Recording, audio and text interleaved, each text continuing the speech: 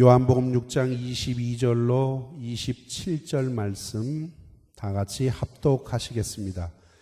이튿날 바다 건너편에 섰는 무리가 배 한 척밖에 다른 배가 거기 없는 것과 또 어제 예수께서 제자들과 함께 그 배에 오르지 아니하시고 제자들만 가는 것을 보았더니, 그러나 디베라에서 배들이 주의 축사하신 후 여럿이 떡 먹던 그곳에 가까이 왔더라.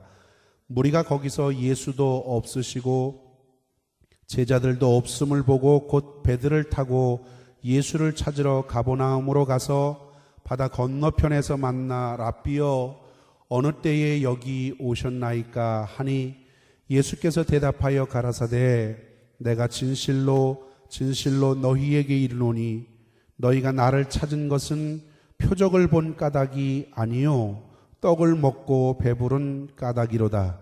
썩는 양식을 위하여 일하지 말고 영생하도록 있는 양식을 위하여 하라. 이 양식은 인자가 너희에게 주리니 인자는 아버지 하나님의 인치신 자니라. 아멘.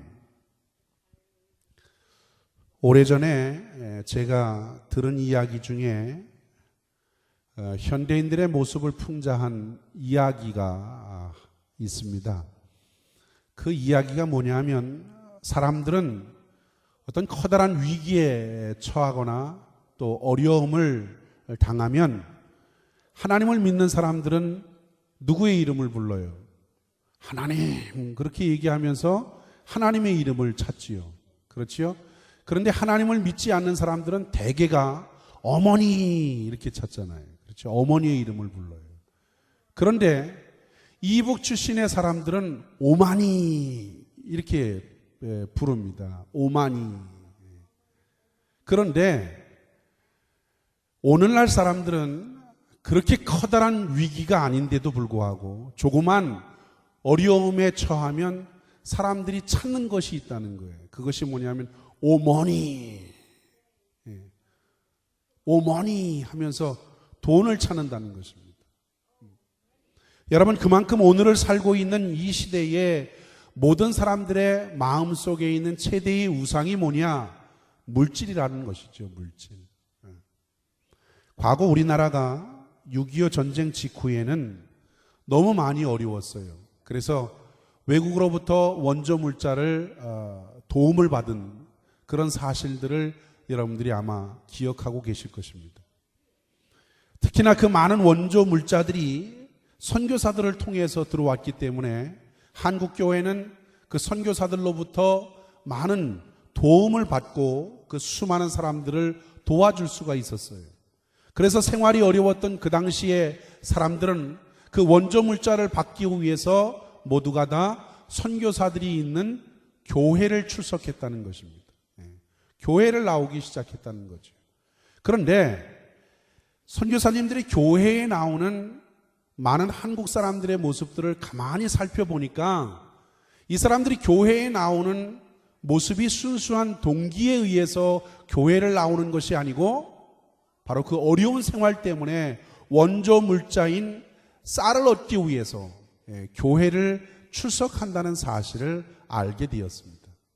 그래서 과거의 선교사들은 한국의 그 사람들이 교회를 나오는 것을 가리켜서 뭐라고 불렀느냐 하면 라이스 크리스찬이라, 라이스 크리스찬이라 그렇게 불렀다는 것이죠.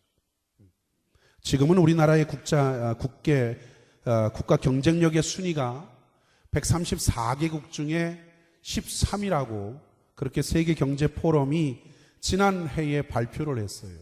134개국 중에 13위입니다. 그 정도로 놀랍게 우리나라의 경제가 성장을 했지요. 그렇기 때문에 우리나라의 상황과 형편은 옛날처럼 그렇게 처절한 상황은 결코 아닙니다. 그런데 그럼에도 불구하고 시대가 바뀌었어요. 상황과 형편이 바뀌었음에도 불구하고 여전히 교회를 출석하는 동기나 또 예수님을 믿고 따르는 관심과 목적이 어쩌면 많은 경우에 바뀌지가 않았다는 거예요.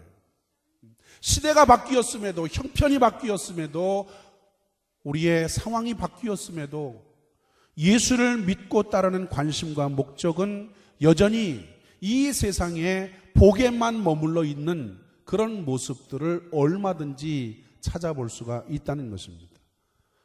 그렇다고 해서 예수 믿으면 물질적인 복이 없어요? 있어요. 이 세상에 복이 없는 것은 결코 아닙니다. 예수 믿으면 복을 받아요.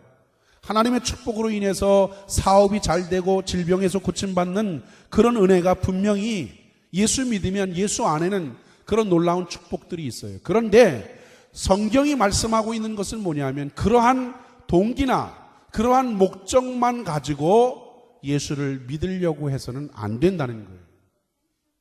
오늘날 교회를 출석하는 많은 사람들 중에는 오직 물질의 복만을 기대하고 그리고 질병의 치유만을 기대하면서 그래, 교회 가면 뭔가 좀 다를 거야. 그리고 교회 다니는 사람들은 무엇인가 세상 사람들과는 좀 다를 거야.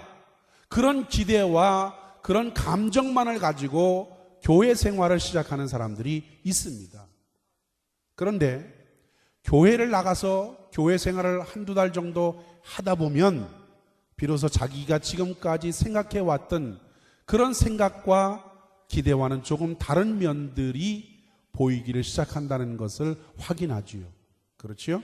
어려운 경제 생활이 교회 나가면 신앙생활하면 나아질 것으로 생각했는데 전혀 나아질 기미는 보이지 않고 또 교회 생활을 하는 교인들의 모습을 보면서 마음에 한두 가지 안 두는 점들이 자꾸 눈에 띄기를 시작하는 겁니다. 또 서로의 생각이 다 같진 않잖아요. 서로의 생각이 다르기 때문에 때로는 교인들끼리 서로 다투는 그런 모습도 보게 됩니다. 더욱이 교회 생활은 서로가 어렵고 힘든 생활이 있을 때마다 서로가 함께 격려해주고 그리고 기도해주면서 아픔과 상처를 보듬어주고 싸매어주는 것이라고 그렇게 신앙생활은 그렇게 생각했는데 그런 자기의 생각과는 기대와는 좀 다른 모습들을 보면서 이거는 아니다. 어쩌면 교회 생활을 자기가 기대했던 신앙의 모습이 이것이 아니구나 라고 하면서 신앙생활을 중도에 포기하고 교회를 떠나는 그러한 사람들의 모습도 우리는 종종 확인할 수도 있습니다. 왜 그럴까요? 왜 오늘날 수많은 사람들이 마음의 실망을 안고 예수를 등지고 교회 문을 박차고 나가는 그런 이유가 어디에 있을까요?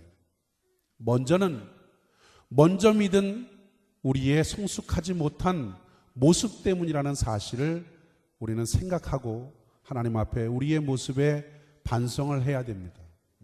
우리의 성숙하지 못한 신앙적인 모습과 우리의 성숙하지 못한 인격적인 모습에서 결국 그들로 하여금 교회를 떠나게 한다는 거죠. 그러나 또 하나의 이유는 뭐냐 하면 처음부터 신앙생활하는 사람들이 목적을 정확하게 숙지하지 못해요. 신앙생활을 왜 해야 되는 것인지, 신앙생활을 어떻게 해야 되는 것인지 그 목적을 정확하게 숙지하지 못하고 단지 잘못된 기대감과 감정만을 가지고 교회 생활을 시작한다는 데 있습니다. 여러분, 물론 처음부터 예수 믿는 이유와 목적을 분명히 알고 그리고 신앙생활이나 교회 생활을 시작하는 사람들은 그렇게 많지 않아요. 사실이에요. 그런데 적어도 세례를 받았거나 교회를 다닌 지 4년, 5년이 지나면 예수 믿는 목적이 무엇인지 성경을 통해서 분명히 알고 그 사실을 붙잡고 신앙생활을 해야 된다는 것입니다. 내가 왜 신앙생활을 하고 있는지, 그 신앙생활은 무엇 때문에 하고 있는 것인지, 무엇을 위해서 신앙생활하는 것인지 시간이 지나면 성경을 통해서 그것을 확인하고 깨닫고 그것을 붙잡고 신앙생활을 해야 된다는 것입니다. 그런데 많은 경우에 교회를 다니는 그 사람들이 그것을 알지 못하고 신앙생활을 하고 있다는 것입니다. 그러다 보니까 조그만 어려움이 오면 이리저리 흔들리는 거예요. 조그만 어려움이 오면 신앙에 시험이 드는 것입니다.